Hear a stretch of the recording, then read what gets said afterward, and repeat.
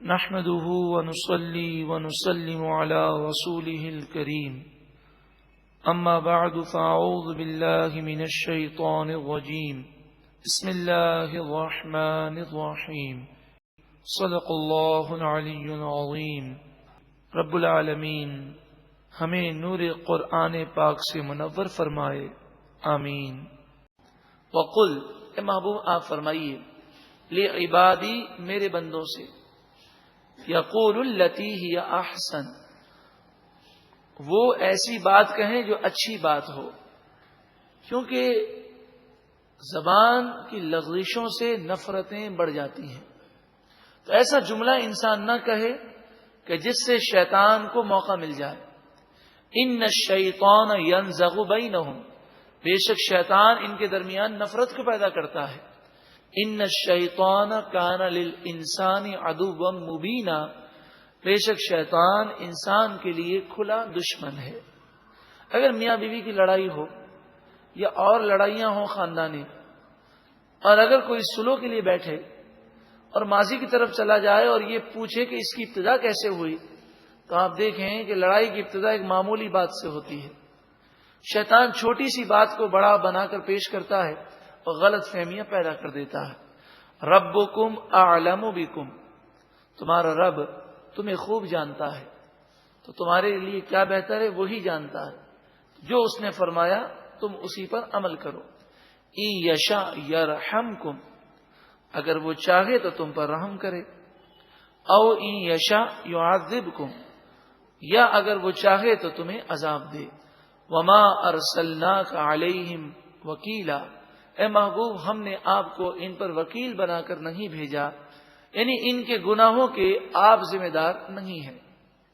وَرَبُّكَ أَعْلَمُ بِمَنْ فِي السَّمَاوَاتِ وَالْأَرْضِ، اور آپ کا رب خوب جانتا ہے جو کوئی آسمان و زمین میں ہے۔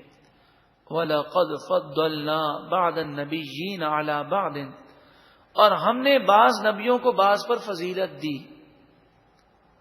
کتنی واضح بات ہے۔ اب اگر اس کے بعد بھی کوئی یہ کہے کہ کسی نبی کو دوسرے نبی پر کوئی فضیلت نہیں، تو بتائیے کیا وہ قرآن کے نور سے منور ہوا؟ ہم نے بعض نبیوں کو بعض پر فضیلت دی۔ وَآتَيْنَا دَاوُودَ زَبُورًا، اور ہم نے حضرت داؤد کو زبور عطا فرمایا۔ قُلِ ادْعُوا الَّذِينَ زَعَمْتُم مِّن دُونِهِ، اے محبوب آپ فرمائیے کہ اللہ کے علاوہ جن کو تم معبود سمجھتے ہو ان کو بلاؤ۔ فَلَا يَمْلِكُونَ كَشْفَ الضُّرِّ عَنْكُمْ، یہ جھوٹے معبود تمہاری تکلیف کو کھولنے پر اور دور کرنے پر قادر نہیں ہیں۔ وَلَا تَحْوِيلًا، اور اس تکلیف کو پھیرنے پر بھی وہ قادر نہیں ہیں۔ یہ تو بے جان بت ہیں۔ انسان میں بھی اگر طاقتیں ہیں تو وہ اللہ کی دی ہوئی طاقتیں ہیں، اللہ کا مقابلہ کرنے کی تو کسی میں طاقت نہیں ہے۔ اولئک الذین یدعون، حضرت عبداللہ بن مسعود رضی اللہ تعالی عنہ فرماتے ہیں کہ یہ آیت کریمہ ان مشرکین کے رد میں نازل ہوئی کہ جو جنات کے ایک گروہ کی پوجا کیا کرتے تھے۔ یہ جنات مسلمان ہو گئے، اب ان مشرکین کو پتہ نہیں تھا، وہ ابھی تک ان جنات کی پوجا کے لیے منتر پڑھتے، کیونکہ جو جادوگر ہوتے ہیں وہ جنات کو قابو کرنے کے لیے جنات کی پوجا کرتے ہیں، شرکیہ اور کفریہ منتر پڑھتے ہیں۔ فرمایا یہ وہ لوگ ہیں کہ جن جنات کی یہ پوجا کرتے ہیں وہ جنات اب مسلمان ہو گئے۔ یبتغون الی ربہم الوسیلۃ، وہ خود اپنے رب کی طرف وسیلہ تلاش کر رہے ہیں کہ کسی مقبول بندے کا وسیلہ مل جائے اور وہ مقبول بندہ ان کے گناہوں کو بخشوانے کے لیے اللہ کی بارگاہ میں دعا کرے۔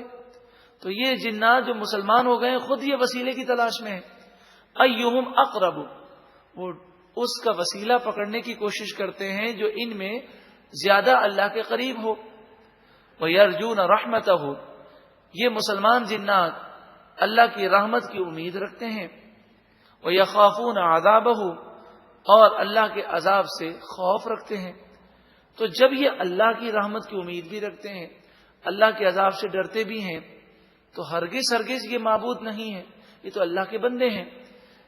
ان عذاب ربک کان محذورا، بے شک آپ کے رب کا عذاب ضرور ڈرنے والی چیز ہے، اس سے ڈرنا چاہیے۔ یہاں پر مفسرین فرماتے ہیں کہ نیک مومن جنات کا ذکر کیا گیا اور فرمایا گیا وہ خود ایسے شخص کا وسیلہ تلاش کرتے ہیں جو ان میں زیادہ اللہ کے قریب ہو۔ یہ وسیلے کا ثبوت ہے کہ اللہ کے مقبول بندوں کا وسیلہ پکڑنا اور ان کی دعاؤں کو اپنے لیے بخشش کا ذریعہ سمجھنا، ان کا قرب یہ سمجھنا کہ یہ ہم جب ان کے قریب ہوں گے تو اللہ کی رحمت ہمارے قریب ہو جائے گی، یہ قرآن و حدیث سے ثابت ہے۔ اس کے علاوہ بھی اس کے اور بے شمار دلائل ہیں، کیونکہ اللہ کے نیک بندے جب دعا کرتے ہیں تو ان کی دعا اللہ تعالی قبول فرما لیتا ہے اور ان کی دعاؤں کے صدقے میں ہمارا بیڑا پار ہو جاتا ہے۔ اللہ کے نیک بندے زندگی میں بھی دعا کرتے ہیں اور بعد وصال بھی وہ کرم فرماتے ہیں، اور اللہ کی طرف سے انہیں اجازت ہوتی ہے وہ جس کے لیے چاہیں دعا کریں۔ وَإِن مِّن قَرْيَةٍ إِلَّا نَحْنُ مُهْلِكُوهَا قَبْلَ يَوْمِ الْقِيَامَةِ وَإِن مِّن قَرْيَةٍ، اور کوئی بستی نہیں، إِلَّا نَحْنُ مُهْلِكُوهَا قَبْلَ يَوْمِ الْقِيَامَةِ، مگر یہ کہ ہم اسے روز قیامت سے پہلے برباد کر دیں گے۔ او معذبوها عذابا شدیدا، یا اسے سخت عذاب دیں گے۔ سخت عذاب سے مراد قتل وغیرہ کے ساتھ عذاب دینا ہے۔ جب وہ کفر کریں اور گناہوں میں مبتلا ہوں تو وہ عذاب کے مستحق ہوتے ہیں۔ حضرت عبداللہ بن مسعود رضی اللہ تعالی عنہ نے فرمایا، جب کسی بستی میں زنا و سود کی کثرت ہوتی ہے تو اللہ تعالیٰ اس کی ہلاک کا حکم دیتا ہے۔ کان ذالک فی الکتاب مستورا، اور یہ باتیں لوح محفوظ میں لکھی ہوئی ہیں۔ وما منعنا ان نرسل بالآیات الا ان کذب بها الاولون، ہم نے اپنی نشانیاں اس لیے نہیں بھیجیں کہ پہلے لوگوں نے بھی نشانیوں کو جھٹلایا، اور پھر نشانیاں جھٹلانے کی وجہ سے ان کی ڈھیل ختم ہو گئی، اللہ کا عذاب آ گیا۔ تو کفار مکہ جو نشانیاں مانگ رہے ہیں اس لیے ان کو نشانیاں نہیں دی جاتی کہ اگر یہ جو نشانی مانگ رہے ہیں وہ ملے گا اور پھر وہ انکار کریں گے تو ان پر عذاب آ جائے گا، اور حضور کی آمد کے بعد ان کے لیے اجتماعی عذاب نہیں ہے، انہیں ڈھیل دی گئی ہے۔ وَآتَيْنَا ثَمُودَ النَّاقَةَ مُبْصِرَةً، اور ہم نے قوم سمود کو اونٹنی عطا فرمائی کہ جو آنکھوں کو روشن کرنے والی ہے، عظیم نشانی ہے۔ فَظَلَمُوا بِهَا، پس انہوں نے اس نشانی پر ظلم کیا، یعنی اس کا انکار کیا۔ چونکہ یہ وہ آیتیں ہیں کہ جن کی تفصیل ہم پچھلے پاروں میں سماعت کر چکے، تو لہذا یہاں زیادہ وضاحت کی حاجت نہیں۔ وَمَا نُرْسِلُ بِالْآيَاتِ إِلَّا تَخْوِيفًا، ہم نشانیاں ڈرانے کے لیے بھیجتے ہیں۔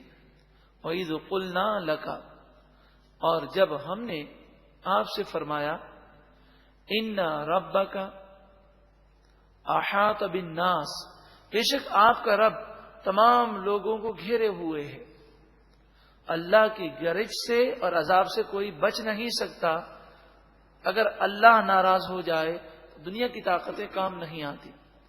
وَمَا جَعَلْنَا الرُّؤْيَا الَّتِي أَرَيْنَاكَ إِلَّا فِتْنَةً لِلنَّاسِ، جو جلوہ ہم نے آپ کو دکھایا، یہ جلوہ صرف لوگوں کی آزمائش کے لیے دکھایا۔ نبی اکرم صلی اللہ علیہ وآلہ وسلم نے جو شب معراج کا واقعہ بیان کیا، یہ لوگوں کے لیے آزمائش ہے، کون اسے تسلیم کرتا ہے اور کون انکار کرتا ہے۔ وَالشَّجَرَةَ الْمَلْعُونَةَ فِي الْقُرْآنِ، اور وہ درخت جس کی مذمت کی گئی ہے، جس کا ذکر قرآن پاک میں ہے، یہ درخت بھی لوگوں کے لیے آزمائش ہے۔ یعنی جہنم میں ایک ایسا درخت ہے جو کانٹے دار درخت ہے، جہنمیوں کو وہ کھانے کے لیے دیا جائے گا۔ تو مشرکین مکہ یہ کہتے، بڑی عجیب بات ہے، حضور ایک طرف تو یہ کہتے ہیں کہ جہنم کی آگ ایسی ہے جو ہڈیوں کو گلا کر رکھ دے گی، اور دوسری طرف کہتے ہیں جہنم میں درخت ہوں گے، آگ کے اندر درخت کہاں سے آئے گا؟ فرمایا یہ تمہاری عقلوں میں باتیں نہیں آتی، لیکن اللہ تعالیٰ جو چاہے کر سکتا ہے۔ تو یہ ایک آزمائش ہے، بندے کی عقل میں اگر کوئی بات نہ آئے، لیکن جب اللہ کا حکم ہو تو اسے تسلیم کر لے۔ وَنُخَوِّفُهُمْ، اور ہم انہیں ڈراتے ہیں، فما یزیدہم الا طغیانا کبیرا، آخر میں ارشاد فرمایا کہ یہ ڈرنے کے بجائے سرکشی میں اور آگے بڑھ جاتے ہیں، اور زیادہ یہ سرکش ہو جاتے ہیں۔ عقل مند، دانا اور سمجھدار وہی ہے کہ جب وہ ہدایت کی باتیں سنے، نیکی کی باتیں سنے، تو اس کے دل میں خوف پیدا ہو جائے، وہ اللہ کی بارگاہ میں جھک جائے۔ ایسا نہ ہو کہ بندہ سرکشی کر کے، انکار کر کے مزید کفر کی طرف چلا جائے۔